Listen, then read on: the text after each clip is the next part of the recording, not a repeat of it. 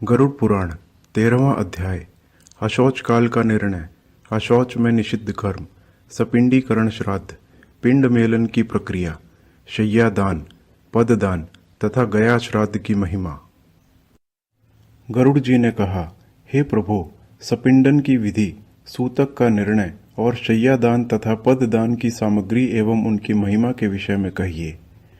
श्री भगवान ने कहा, हे ताक्षर्य, सपिंडीकरण आदि संपूर्ण क्रियाओं के विषय में बतलाता हूँ, जिसके द्वारा मृत प्राणी प्रेत नाम को छोड़कर पितृगण में प्रवेश करता है, उसे सुनो।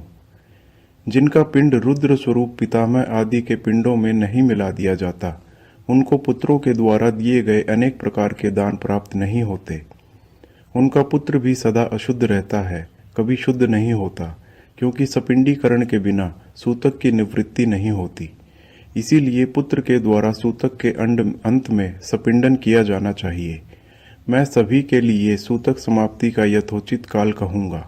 ब्राह्मण 10 दिन में, क्षत्रिय 12 दिन में, वैश्य 15 दिन और शूद्र 1 मास में शुद्ध होता है। प्रेत संबंधी सूतक में सपिंडी 10 दिन में शुद्ध होते हैं। कुल के लोग 3 रात में शुद्ध होते हैं और गोत्रज स्नान मात्र से शुद्ध हो जाते हैं। चौथी पीढ़ी तक के बांधव 10 रात में, 5वीं पीढ़ी के लोग 6 रात में, छठी पीढ़ी के 4 दिन में और 7वीं पीढ़ी के 3 दिन में, 8वीं पीढ़ी के 1 दिन में, 9वीं पीढ़ी के 2 प्रहर में तथा 10वीं पीढ़ी के लोग स्नान मात्र से मरणा शौच और जनना शौच से शुद्ध हो जाते हैं। देशांतर में गया हुआ कोई व्यक्ति अपने कुल के जनना शौच या मरणा शौच के विषय का समाचार 10 दिन के अंदर सुनता है, तो 10 रात्रि बीतने में जितना समय शेष रहता है, उतने समय के लिए उसे अशौच होता है। 10 दिन बीत जाने के बाद और 1 वर्ष से पहले तक ऐसा समाचार मिलने पर 3 रात तक अशौच रहता है। 1 वर्ष बीत जाने पर समाचार मिले तो स्नान मात्र से शुद्धि हो जाती है। मरणा शौच के आदि के 2 भागों के बीतने के पूर्व अर्थात 6 दिन तक यदि कोई दूसरा अशौच आ पड़े, तो आद्य अशौच की निवृत्ति के साथ ही दूसरे अशौच की भी निवृत्ति हो जाती है।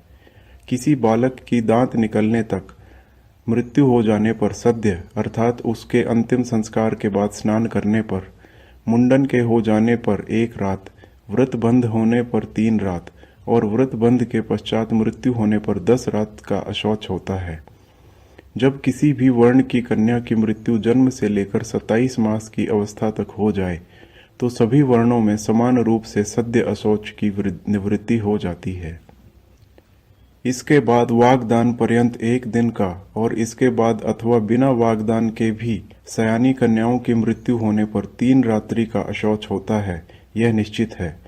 वागदान के अनंतर कन्या की मृत्यु होने पर पितृकुल और वरकुल दोनों का 3 दिन का तथा कन्यादान हो जाने पर केवल पति के ही कुल में अशौच होता है। 6 मास के अंदर गर्भस्राव हो जाने पर जितने माह का गर्भ होता है, उतने ही दिनों में शुद्धि होती है। इसके बाद अर्थात 6 माह के बाद गर्भस्राव हो तो उस स्त्री को अपनी जाति के अनुरूप अशौच होता है। गर्भपात होने पर सपिंड की सद्य शुद्धि हो जाती है। कलयुग में जनना शौच और मरणा शौच से सभी वर्णों की 10 दिन में शुद्धि हो जाती है, ऐसा शास्त्र का निर्णय है। मरणा शौच में आशीर्वाद, देव पूजा, आगंतुक के स्वागार्थ उठना, अभिवादन, पलंग पर शयन अथवा किसी अन्य का स्पर्श नहीं करना चाहिए। इसी प्रकार मरणा शौच में संध्या, दान, जप, होम, स्वाध्याय, पितृतर्पण, ब्राह्मण भोजन एवं व्रत नहीं करना चाहिए। जो व्यक्ति सूतक में नित्य नैमित्तिक अथवा काम्य कर्म करता है, उसके द्वारा पहले किए गए नित्य नैमित्तिक अथवा आदि कर्म विनष्ट हो जाते हैं। ब्रह्मचारी, मंत्रपूत, अग्निहोत्री ब्राह्मण, ब्रह्मनिष्ठ, यति और राजा, इन्हें सूतक नहीं लगता।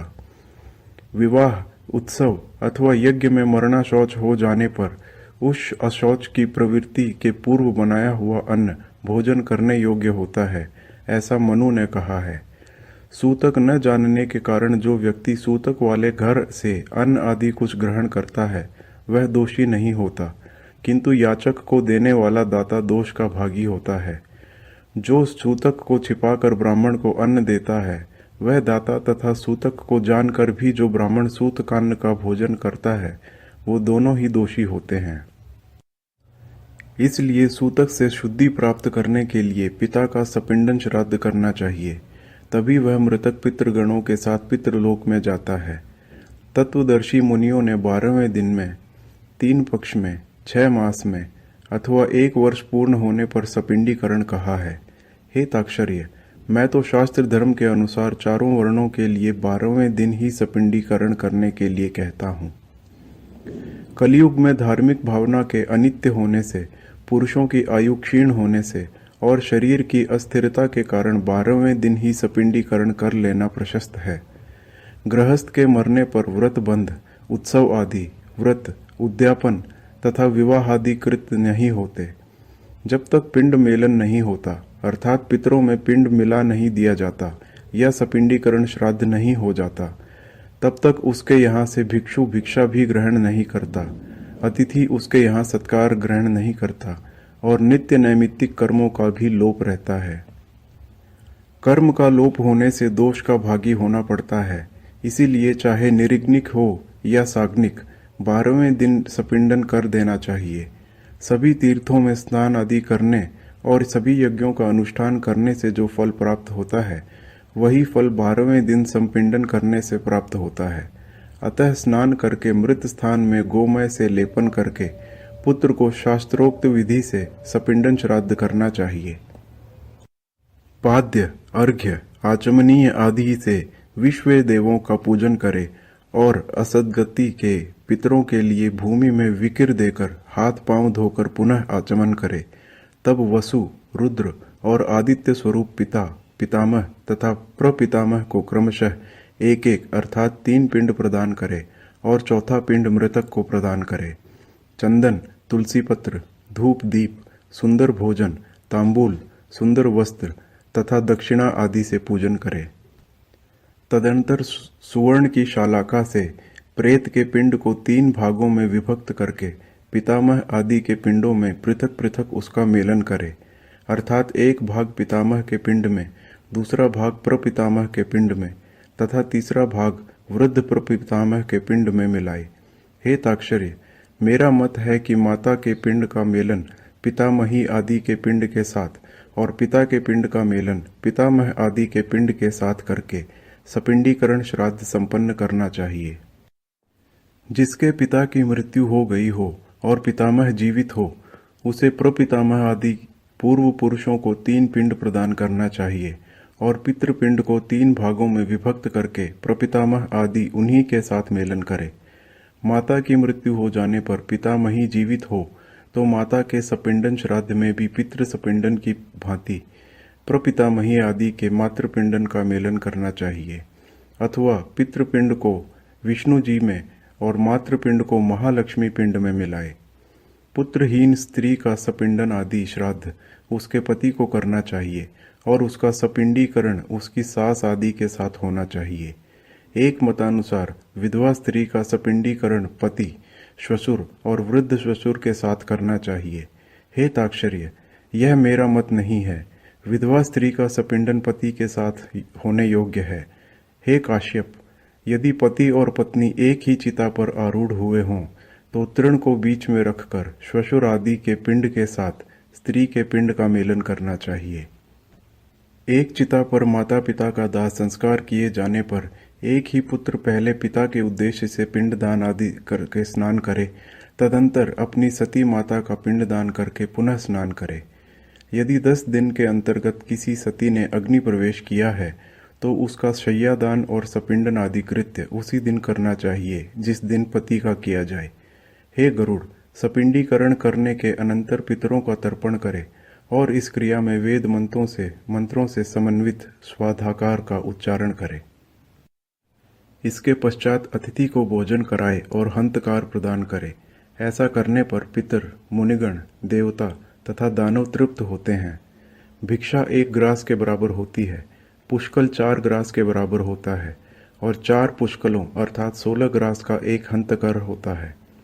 सपिंडीकरण में ब्राह्मणों के चरणों की पूजा चंदन अक्षत से करनी चाहिए और पितरों की अक्षय तृप्ति के लिए ब्राह्मण को दान देना चाहिए। वर्ष भर जीविका का निर्वाह करने योग्य घृत, अन्न, सुवर्ण, रजत, सुंदर गौ, अश्व, गज, रथ और भूमिका आचार्य को दान करना चाहिए। इसके बाद स्वस्ति वाचन पूर्वक मंत्रों से कुमकुम, अक्षत और नैवेद्यादि के द्वारा ग्रहों, देवी और विनायक की पूजा करनी चाहिए।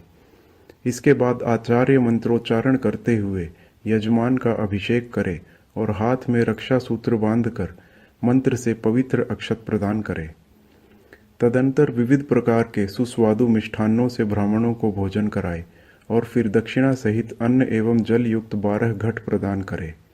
तदंतर ब्राह्मण आदि को वर्ण क्रम से क्रमशः जल, शस्त्र, कोड़े और डंडे का स्पर्श कराना चाहिए, अर्थात ब्राह्मण जल का, क्षत्रिय शस्त्र का, वैश्य कोड़े का तथा शूद्र डंडे का स्पर्श करे। ऐसा करने से वे शुद्ध हो जाते हैं। इस प्रकार सपिंडन श्राद्ध करके क्रिया करते समय पहने गए वस्त्रों को त्याग करते। इसके बाद श्वेत वर्ण के वस्त्र को धारण करके शय्या दान करे। इंद्र सहित सभी देवता शय्या दान की प्रशंसा करते हैं, अतः मृतक के उद्देश्य से उसकी मृत्यु के बाद अथवा जीवन काल में भी शय्या प्रदान करनी चाहिए। शय्या सुदृढ़ काष्ठ की सुंदर एवं विचित्र चित्रों से चित्रित, दृढ़ रेशमी सूत्रों से बिनी हुई तथा स्वर्ण पत्रों से अलंकृत हो। श्वेत रुई के गद्दे, सुंदर तकिए तथा चादर से युक्त हो एवं पुष्प, गंध आदि द्रव्यों से सुवासित हो। वह सुंदर बंधनों से भली भांति बंधी हुई हो और पर्याप्त विशाल हो तथा सुख प्रदान करने वाली हो। ऐसी शैया को बनाकर कुश या दरी चादर युक्त भूमि पर रखें। उस शैया के चारों ओर छाता, चांदी का दीपालय, चंवर, आसन और पात्र, झारी या कलश, गड़ुआ, दर्पण, 5 रंगों वाला चंदवा तथा शयनोपयोगी और सभी सामग्रियों को यथास्थान स्थापित करें। उस शैया के ऊपर सभी प्रकार के आभूषण, आयुध तथा वस्त्र से युक्त स्वर्ण की श्री लक्ष्मी नारायण की मूर्ति स्थापित करें। सौभाग्यवती स्त्री के लिए दी जाने वाली शैया के साथ पूर्वोक्त वस्तुओं के अतिरिक्त कज्जल, महावर, कुमकुम, स्त्रियोचित वस्त्र, आभूषण तथा सौभाग्य द्रव्य आदि सब कुछ प्रदान करे। तदंतर सपत्नीक ब्राह्मण को गंध पुष्प आदि से अलंकृत करके ब्राह्मणी को कर्णाभरण, अंगूठी और सोने के कंठसूत्र से विभूषित करे। उसके बाद ब्राह्मण को साफा, दुपट्टा और कुर्ता पहनाकर श्री लक्ष्मी नारायण मूर्ति के आगे सुख शैया पर बैठाए। कुमकुम और पुष्पमाला आदि से श्री लक्ष्मी नारायण की भली भांति पूजा करे। तदंतर लोकपाल, नवग्रह, देवी और विनायक की पूजा करे। उत्तराभिमुख होकर अंजलि में पुष्प लेकर ब्राह्मण के सामने स्थित होकर इस मंत्र का उच्चारण करे। हे कृष्ण, जैसे क्षीर सागर में आपकी शैया है, वैसे ही जन्म जन्मांतर में भी मेरी शैया सूनी न हो। इस प्रकार प्रार्थना करके विप्र और श्री लक्ष्मी नारायण को पुष्पांजलि चढ़ाकर संकल्प पूर्वक उपस्कर के साथ व्रतोपदेशक ब्रह्मवादी गुरु को शैया का दान दे और कहे, हे ब्राह्मण, इस शैया को ग्रहण करो। ब्राह्मण को दात यह मंत्र कहते हुए ग्रहण करे। इसके बाद शैया पर स्थित ब्राह्मण को लक्ष्मी और नारायण की प्रतिमा को हिलाए। तदंतर प्रदक्षिणा और प्रणाम करके उन्हें विसर्जित करे।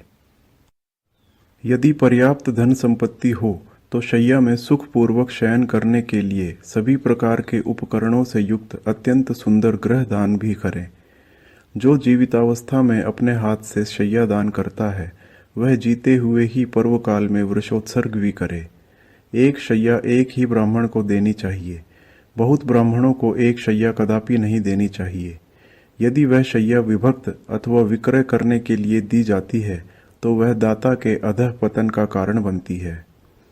सत्पात्र में शैया दान करने से वांछित फल की प्राप्ति होती है और पिता तथा दान देने वाला पुत्र दोनों इस लोक और परलोक में सुखी होते हैं। शैया दान के प्रताप से दाता दिव्य इंद्रलोक में अथवा सूर्यपुत्र यम के लोक में पहुंचता है, इसमें संशय नहीं।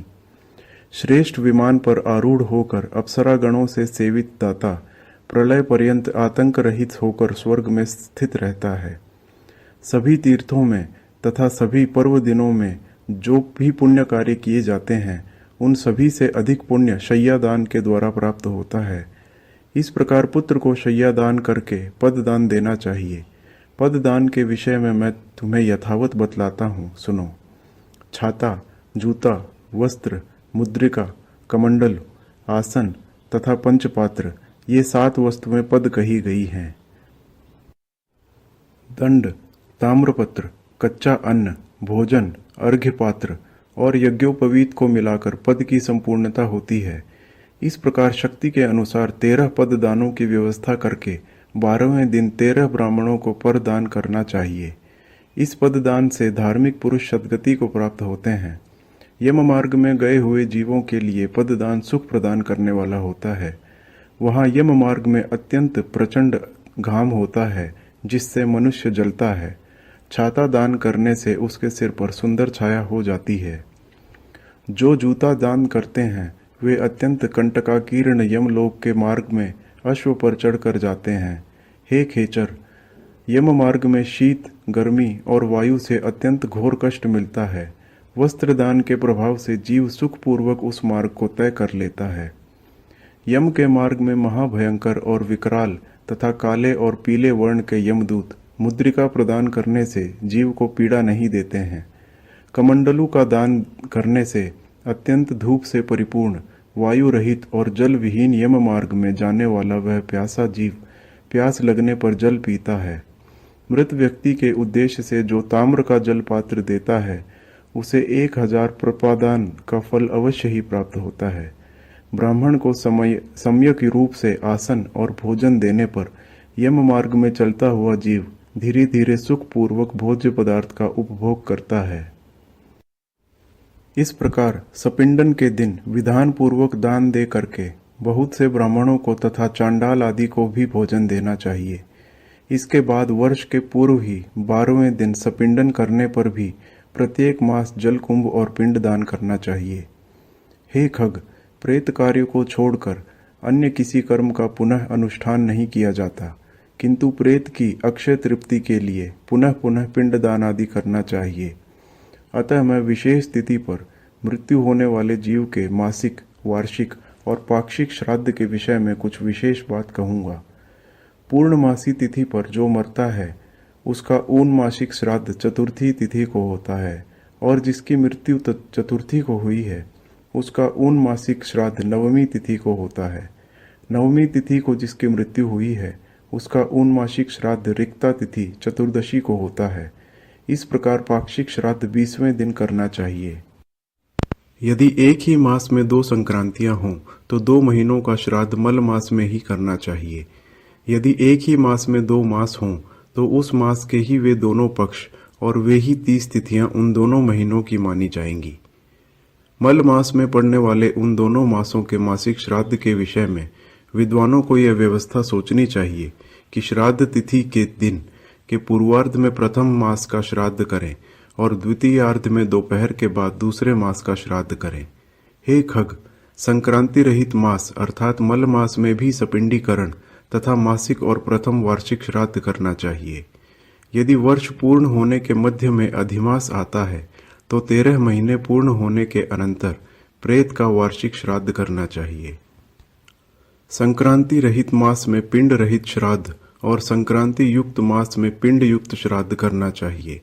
इस प्रकार प्रथम वार्षिक श्राद्ध को मलमास तथा उसके बाद आने वाले शुद्ध मास अर्थात 13वें मास दोनों ही मासों में करना चाहिए।